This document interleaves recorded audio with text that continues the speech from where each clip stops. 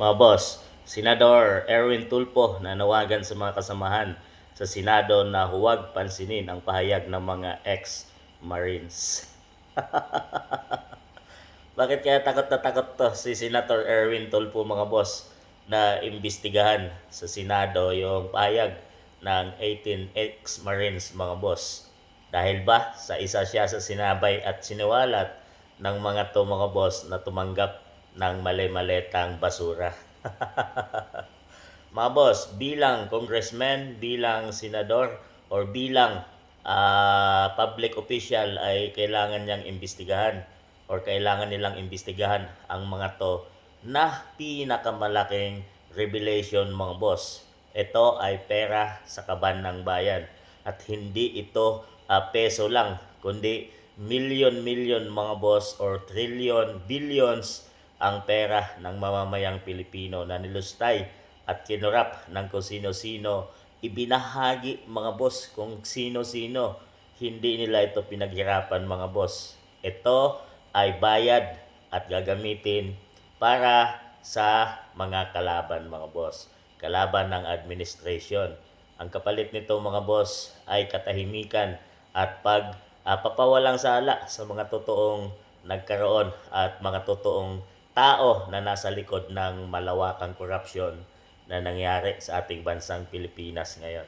Takot na takot ito mga boss. Senador ito senador ng ating bansang Pilipinas na ang kapalit at nilabas at isiniwalat ito ang mga 18 Marines mga boss na mga bodyguard at tauhan ni Representative Saldico. So sila talaga ang nag-deliver ng mga mali-maletang basura. 50 to malitang basura mga boss na ibinahagi. Una sa sinabi nila, ang karamihan doon sa listahan mga boss ay mga congressmen na nandyan kasalukuyan nanungkulan ngayon mga boss.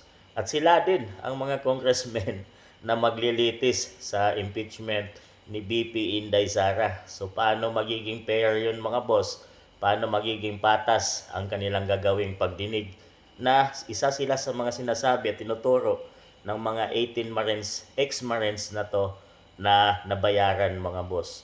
Ang bayad na yon ay magsisilbing kapalit para sa pagtugis, pagdurog sa mga Dutertes mga boss. So grabe, grabe. At anim sa mga nasabing senador ay nabigyan din ng mga mali-maletang basura at isa doon ay si Erwin Tulfo mga boss.